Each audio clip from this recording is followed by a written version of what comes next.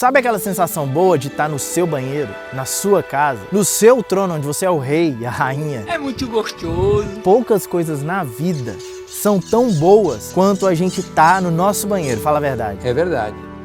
Quer dizer, às vezes não. Você já parou para pensar que no século XIX, banheiro era uma inovação para poucos?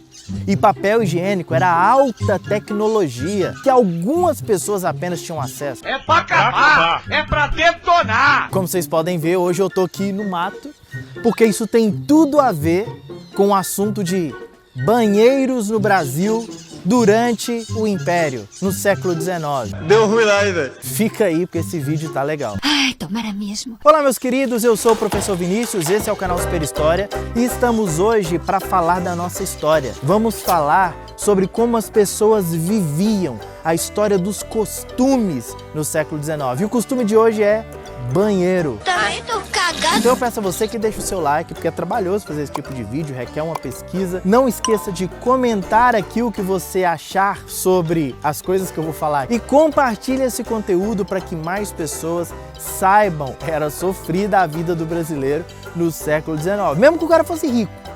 Não era brincadeira. Eu acho difícil, cara. Numa época onde banheiros não eram tão populares, as casas mais procuradas eram casas com poço, uma caçamba e um lavadouro. Casas que tivessem muita água ou água doce para que se pudesse higienizar e fazer as coisinhas que tinha que fazer. Essas casas eram em geral bem mais caras que as outras que não tinham esse conforto, esse luxo, mas valia a pena, viu? Em 1818, Diogo Gambier, cônsul de Sua Majestade Britânica, anunciava aqui uma propriedade no Botafogo, que dizia o seguinte: casas nobres, bem repartidas, com água de beber, banho de água doce, cocheira, cavalariça e outras tantas comodidades por ser tudo num terreno regado com água doce. Muito conveniente por ser junto à pequena enseada de Botafogo, para os banhos de mar. O banho de mar nessa época unia higiene e recreação. Surgiu entre nós por uma influência inglesa essa questão de tomar banho de mar, que mais tarde vai também fazer surgir entre nós o costume do water closet, que numa tradução livre é tipo cabine de água, o nosso futuro banheiro.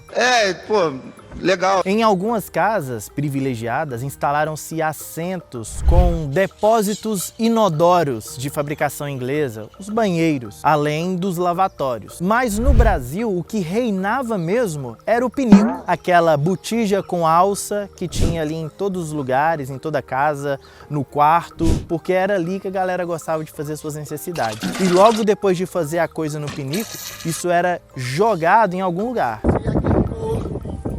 Era muito comum ver carroças atravessando a cidade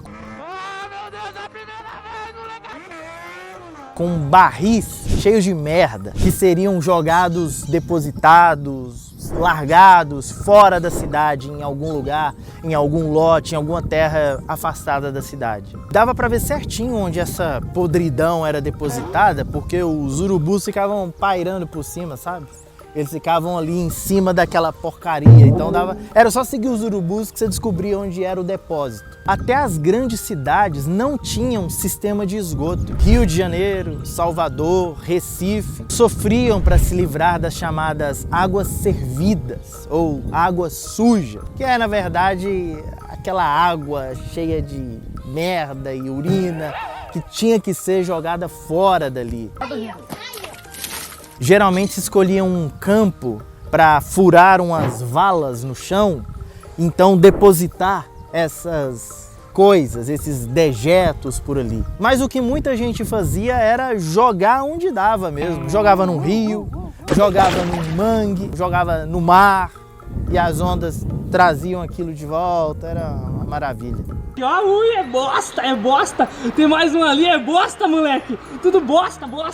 E o que era muito comum nesse tipo de realidade em grandes centros urbanos é a proliferação de doenças. Doenças transmitidas a partir dessa nojeira que havia no Brasil nesse período.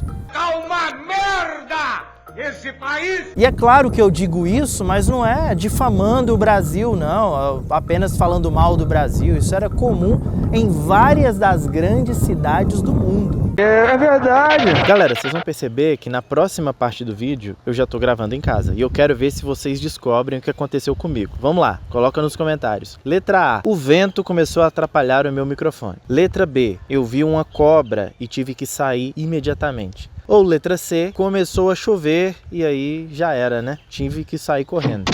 E de acordo com os médicos higienistas, o vai e vem de carroças com esse tipo de produto passando no meio do povo aumentava o risco de miasmas, que de forma resumida é esse negocinho que fica no ar, que percorre esse arzinho contaminado de merda, que entra nas casas das pessoas, esse ar respirado pelos habitantes dos grandes centros urbanos, era a causa, segundo os caras da época, de grande parte das doenças, das febres malignas, dos sarampos, das rubéolas, das varíolas, das disenterias, lepras, sarnas. Me dá o meu remédio, por favor. Tanta coisa que era causada por esse tipo de descuido, que era muito comum na época, né? Isso me fez muito mal. Mas tem uma coisa importante que não foi falada ainda. Ah, meu bem, agora que ele vai falar. E o papel higiênico? Como é que era?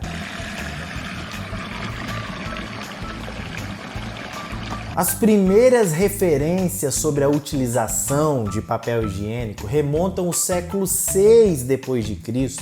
Faz tempo. Na China, entre os mais abastados, os mais ricos da população, e nos tribunais imperiais chineses. Aos poucos ele acabou se espalhando por toda a China porque a ideia é muito boa, né? Ai, mas é muito bom.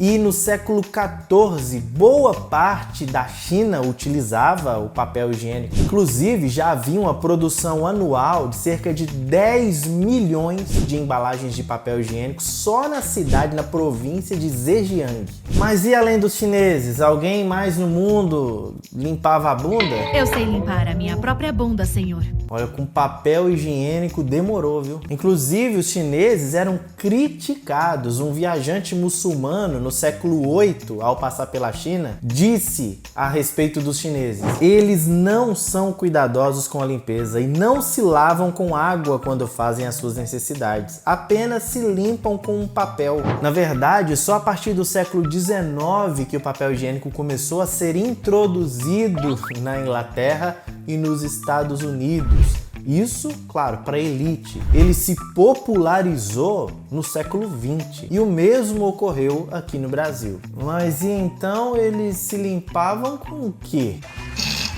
Aí vai depender da região onde o camarada estava e da sua condição financeira, claro. Os mais ricos se limpavam com um tipo de tecido, uma renda, uma lã. Já a população mais pobre... Ai, tá vendo? tinha o costume de fazer perto da água, um rio, perto do mar, que aí já lavava ali mesmo com a água do rio, do açude. Podia ser folha, feno, pedra, areia, musgo, ervas daninhas. Ah, vocês estão de brincadeira comigo, meu irmão. Como vocês podem perceber, a vida hoje no que diz respeito à higiene melhorou muito, não é mesmo? Whoa, look at him. Ou você gostaria de ter vivido nessa época? Eu quero saber o que você achou sobre essas informações, sobre esse vídeo. Deixa aqui nos comentários. E não esqueça de compartilhar isso com aquelas pessoas que ainda se sentem no século XIX. Pelo amor de Deus, gente. Vamos evoluir, vamos avançar. Pra gente tem que ter melhorança, não piorança. Um grande abraço a todos vocês e nos vemos no próximo vídeo. Até lá!